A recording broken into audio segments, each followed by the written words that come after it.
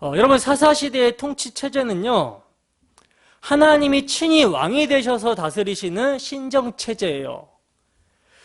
이 신정체제는 여러분 굉장히 중요합니다. 왜냐하면 오늘날 신약을 살아가는 교회의 체제가, 교회의 통치체제가 사사시대와 마찬가지로 하나님이 친히 다스리시는 신정체제이기 때문이라는 거예요. 그래서 중요합니다. 여러분, 세상으로부터 거룩하게 구별된 무리, 즉 그리스도의 피로 값을 주고 산 교회에는요, 눈에 보이는 왕은 없습니다. 우리 눈에 실제로 보이는 왕은 없어요. 그러나 그렇다고 해서 교회, 즉 그리스도인들에게 왕이 없는 것은 아니라는 것이죠. 교회의 머리는 누구예요? 그리스도시고, 그리스도는 만왕의 왕이시고 만주의 주가 되십니다. 인정하십니까? 근데 여러분, 문제는요, 오늘날 교회가 이를 제대로 인식하지 못하고 있다는 것이 문제라는 것이죠. 제가 계속해서 말씀을 드리지만 여러분, 참으로 우리가 하나님 앞에서 죄인이라는 점과, 하나님 앞에서 정말 내가 참으로 죄인이라는 점과, 하나님 앞에서 죄인인 우리가 우리 스스로 이 죄의 문제를 해결할 능력이 없다라는 것을 알게 되면, 그래서 그 결과는 하나님의 공의에 따른 영원한 진노와 형벌과 저주라는 자신의 형편과 처지의 그 비참함을 처절하게 깨닫게 되면요, 이러한 우리를 구원하시기 위해서 하나님이신 예수가 하늘 영광 버리고 이 땅 가운데 임마누엘 성육신 하셔서 우리의 죄를 전가받고 우리의 대표가 되셔서 우리 대신 죄의 값을, 저주의 십자가를 지셨다라는 거, 우리의 죄의 값을 저주의 십자가에서 피 흘리심으로 말미암아 치르셨다라는 거, 이것은요, 그 어떤 것과도 바꿀 수 없는, 세상의 그 어떤 것과도 바꿀 수 없는 가장 귀한 복음이 되는 것입니다. 근데 이 놀랍고 엄청난 복음을, 정말 말로 다 표현할 수 없는 놀랍고 엄청난 아버지의 사랑을 망각해버리게 되니까, 이것을 피상적으로 지식적으로 알고 마음으로 믿지를 않으니까 교회의 머리가 되시며 왕 중에 왕이 되시는 그리스도를 제껴두고 왕이 없는 것처럼 지 마음대로 저마다 제멋대로 그렇게 행동하며 살아가고 있는 거예요. 그래서 여러분, 사사시대와 같은 그런 혼란과 악순환이 되풀이되고 있는 거라는 거죠. 오늘날 교회가요. 여러분, 출애굽 이후로 하나님의 성막은요, 언제나 이스라엘 백성들의 중심에 있었습니다. 언제나 이스라엘 백성들의 중심은 성막 중심이었다는 거예요. 하나님이 거하시는 성막을 중심으로 제사장 지파인 레위 지파를 통해서 다스리는 정치 체제가 이스라엘의 신정 체제였다는 것이죠. 그래서 여러분, 레위 지파는요, 다른 지파들처럼 한 곳에 모여 살도록 땅을 분배받은 지파가 아니라, 땅을 분배해 준 것이 아니라 각 지파가 얻은 기업에서 나누어준 48성읍에 흩어져서 살게 하셨던 거라는 것입니다. 여호수아서 21장 41절에서 42절 말씀입니다. 여호수아서 21장 41절에서 42절 말씀 함께 읽습니다. 시작. 레위 사람들이 이스라엘 자손의 기업 중에서 받은 성읍은 모두 48성읍이요 또 그 목초지들이라. 이 각 성읍의 주위에 목초지가 있었고 모든 성읍이 다 그러하였더라. 아멘. 보시다시피 여러분, 레위 지파는요, 이스라엘 자손의 기업 중에서 나누어준 48성읍에 흩어져서 살게 되었어요. 그리고 그 48성읍 가운데는요, 뭐가 있었냐면 6개의 도피성이 있었거든요. 6개의 도피성. 우리는 도피성을 6개나 주신 것을 통해서 레위인들을 전국 방방 곳곳에 분산시켜 살게 하신 하나님의 의중을 깨달을 수가 있는데, 그 의중이 어떤 의도냐면요, 여러분, 도피성이라는 곳이 어떤 곳입니까? 도피성은요, 부지 중에 정말 자기도 모르게 살인한 자들, 이 살인한 자들이 피해 보수자를 피해서 도망가는 곳이 도피성이에요. 도망갈 수 있게끔 마련한 곳. 그러니까 피해 보수자들이 쫓아와서 죽일 수 없게끔 도피처로 마련한 것이 도피성입니다. 근데 이 도피성이 멀리 있으면 어떻게 되겠습니까? 부지중에 모르고 살인한 자가 도망가다가 너무 멀리 있으면 피해 보수자의 손에 잡혀갖고 죽게 되겠죠. 그렇기 때문에 하나님께서는 6개나 성읍을 주신 거예요. 도피성을. 이를 배려해가지고 도피성을 6개나 주셨다라는 거죠. 그렇다면 여러분, 48개나 되는 이 성읍, 48개 성읍이나 되는 레위인들의 거주지는요, 뭘 의미하겠습니까? 하나님께서는요, 이스라엘 백성들에게 명령한 모든 것을 여호와께서 명령한 날부터 그 이후부터 대대에 지키지 못할 줄을 아셨습니다. 민수기 15장 23절에 보시면 하나님께서는요, 이스라엘 백성들이 당신이 명령하신 율례와 규례와 법들을 행하지 못할 것을 아셨다 그래요. 아셨어요. 그렇기 때문에 땅을 분배받아 흩어져 살게 된 이스라엘의 12지파에 아주 가까이 레위 지파가 있게 하심으로 말미암아 레위인들로 하여금 하나님의 말씀을 백성들에게 가르치게 하시고 언약의 말씀을 상기시켜 주기 위해서 그들을 가까이 두셨던 것입니다. 48성읍으로 흩으셨다는 거예요. 그들의 정체성, 즉 어린 양의 피로 구속받은 백성임을 레위지파로 하여금 상기시키려고 하셨다라는 것이죠. 그래서 레위인들이 뭘 가지고 살아갑니까? 그들은 기업이 없으니까 이스라엘 12지파의 11조로 살아가게 하셨던 거라는 것입니다. 이것이 레위인들의 사명이고 사사시대의 통치 체제였다라는 거예요. 여러분, 이게 얼마나 은혜의 체제이고 자유의 체제인지 아시겠습니까? 개인의 자유가요, 하나님의 법 앞에서 평등해요. 하나님의 은혜의 언약을 기억하고 그 은혜 언약에 반응하는 사랑의 법에 매여 그 법이 통치하는 나라가 이스라엘 나라의 통치 원리입니다. 근데 이스라엘 백성들은요, 이를 거부하고 어떻게 하려고 합니까? 스스로 사람의 종이 되길 원했다라는 것입니다. 그래서 누굴 구해요? 왕을 구했던 거라는 거예요. 세상 나라와 같은 왕을 우리에게도 주세요라고 왕을 구했다라는 것이죠. 여러분, 이스라엘 백성들이 모든 세상 나라와 같이 왕을 구할 때 하나님께서는요, 사무엘에게 뭐라고 말씀하시냐면 그들에게 엄히 경계하고 그들을 다스릴 왕의 제도를 알게 하라고 말씀하셨습니다. 그 왕의 제도란 무엇이겠습니까? 왕을 세울 경우 왕으로 인하여 백성들이 매게 될 무거운 멍에 짐을 뜻하는 것이죠. 그 왕의 제도가 무엇인지 사무엘상에서 봅시다. 사무엘상 8장 10절에서 18절까지 말씀입니다. 자, 함께 읽습니다. 시작.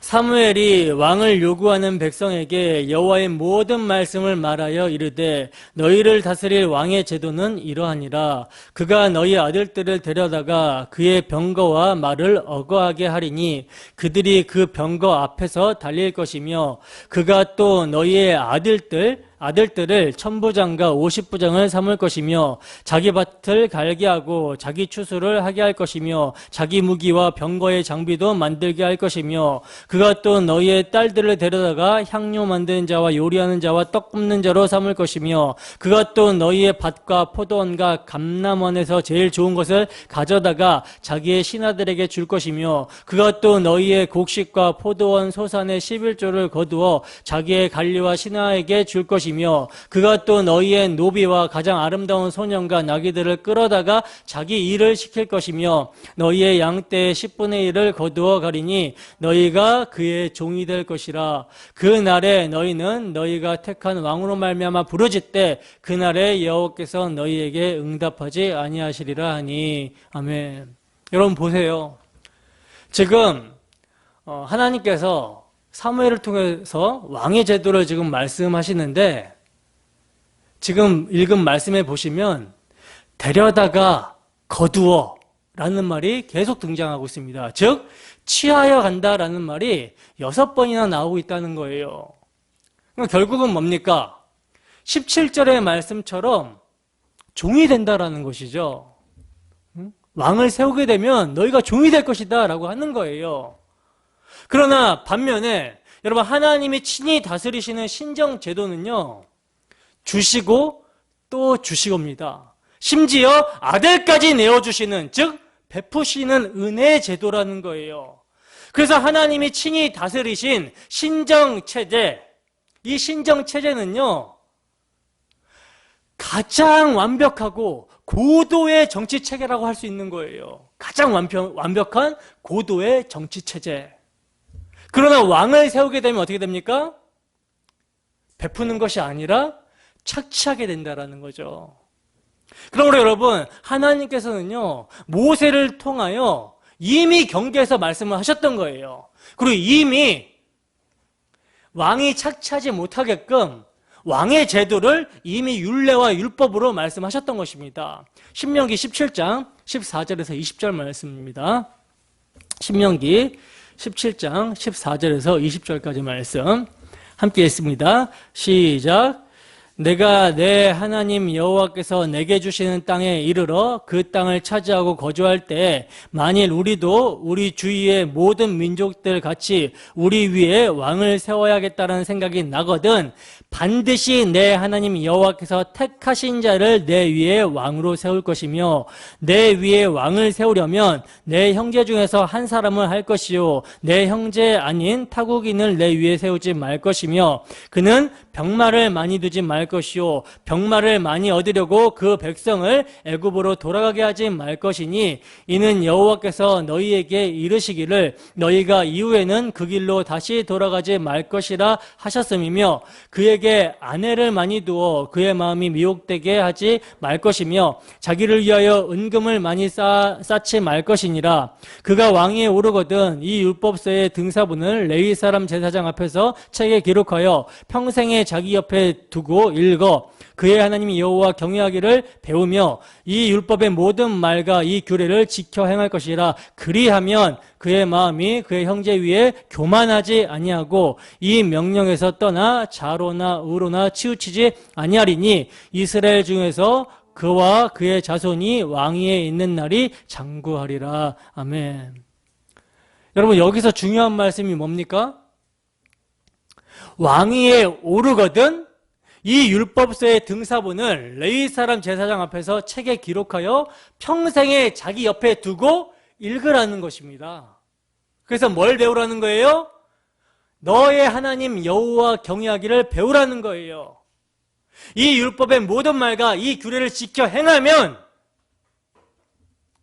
자기 형제들 위에 그의 형제들 위에 교만하지 아니한다라고 말씀합니다. 근데 여러분 열왕기서를 우리가 살펴봤지만 왕들 중에 이렇게 행한 왕이 얼마나 됩니까? 거의 없죠. 그러므로 여러분 하나님께서 왕을 주신 것은요 참 왕으로 오실 참 구원자로 오실 그리스도가 아니면 왜 안 되는지를 계시하기 위함이라는 거예요. 여러분 시편 기자는요 하나님은 옛적부터 나의 왕이시라 인간에게 구원을 베푸셨나이다 라고 하면서 찬양을 하고 있습니다. 하나님은요 여러분 이스라엘을 애굽에서 속량 구속하여 내셨을 때부터 자기 백성 삼으셨을 때부터 왕이셨다는 거예요. 아니 보다 근원적으로 사람을 하나님의 형상대로 창조하셨을 때부터 왕이셨습니다. 그 하나님께서 그 왕이신 하나님께서 당신의 왕됨을 거역하고 거부한 자들에게 구원을 베푸시기 위해 여자의 후손으로 오실 자를 약속하셨다는 거예요. 그래서 그 언약을 받은 아담으로부터 새 세계 계승이 되고 또 그 언약이 에녹에게 계승이 되고 그리고 노아에게 계승이 되고 노아는 자기 아들 셈에게 계승시켜 온 것입니다. 그리고 이제 셈의 자손 중에서 하나님께서 누굴 택해요? 아브라함을 택하시고 내 씨로 말미암아 천하 만민이 복을 받으리니 라고 언약을 세워주셨던 거라는 거죠. 그리고 이 언약은 이삭과 야곱에게 계승이 되고 야곱의 한 가정에서 한 민족으로 발전되게 된 것이 선민 이스라엘 민족입니다. 하나님께서는 이 민족을 통해 천하 만민이 복을 얻게 하신다라고 약속하신 당신의 언약을 이루어 오신 거라는 거예요. 이것이 창세기, 출애굽기, 민수기, 여호수아, 사사기로 이어져 내려온 신정 체계라는 것이죠. 근데 그럼에도 불구하고 왕이 없다라는 말을 한다라는 것은 무엇입니까? 하나님께서 이처럼 일하셔 왔는데도 불구하고 그때 왕이 없으므로 자기의 소견에 옳은 대로 행했더라. 사람들이 자기 소견에 옳은 대로 행했더라 라고 하는 것은 무엇입니까? 이들이 하나님을 왕으로 인식하는데 실패했음을 나타내고 있는 것이죠. 그리고 또 한편으로는요, 하나님이 다스리시는 신정체제, 교회를 지금 이들이 모형하고 있었다라는 것을 계시하고 있는 거예요. 그래서 거울로 주어지고 있는 것입니다. 여러분, 하나님이 친히 다스리시는 신정체제는요, 신약의 교회입니다. 그래서 왕같은 제사장인 성도들은요, 지구촌 방방곡곡에 배치되어 살아가고 있는 거라는 거예요. 그러므로 그들의 사명은 뭡니까? 주님께서 너희는 세상의 빛이다. 너희는 세상의 소금이다. 라고 말씀하시면서 너희 빛을 사람 앞에 비추게 하여 저희로 너의 착한 행실을 보고 하늘에 계신 너희 아버지께 영광을 돌리게 하라 라고 말씀하신 대로 세상의 빛과 소금으로 살아가야 되는 것입니다. 세상으로 하여금 우리의 착한 행실을 보여야 된다는 거예요. 근데 여러분, 오해하면 안 되는 것이 뭐냐면 세상의 빛과 소금, 또 세상의 착한 행실을 보이라고 하니까 이것을 단순히 윤리와 도덕으로 착각하는데, 윤리와 도덕으로 보여지는 것도 맞죠. 맞는데 그 이전에 중요한 것은 뭡니까? 우리는요, 우리 스스로 빛을 내고 우리 스스로 소금의 역할을 하는 것이 아니라는 거예요. 하나님께서 사람을 창조하셨을 때 하나님의 형상으로 창조하셨다는 것은 하나님을 반사하는, 하나님을 투영하는 자로 만드셨다는 것을 의미하듯이 우리가 세상의 소금이고 세상의 빛이라는 말은요, 예수 그리스도를 우리를 통해 반사해서 드러내는 그 역할을 하는 자로 부름을 받았다라는 의미예요. 그리고 우리의 착한 행실이라는 것은요, 도덕적으로 윤리적으로 남에게 선을 행하기 이전에 뭘 드러내는 것을 말하는 것입니까? 우리의 말과 행실로 우리 주 예수 그리스도의 십자가 복음, 이것을 전해주고 증거하는 것을 말하는 거예요. 착한 행실이라는 것은 다른 것을 말하는 것이 아니라, 복음이 편만하게 전해지기 위해서, 복음이 막히지 않기 위해서 우리의 행실을 바르게 해야 되는 것입니다. 우리의 행실을 바르게 함으로 전도를 하는 것이 아니라 복음이 전해지는데 저 사람 왜 저래? 이런 소리 안 듣게끔 화평하라는 거예요. 그게 착한 행실입니다.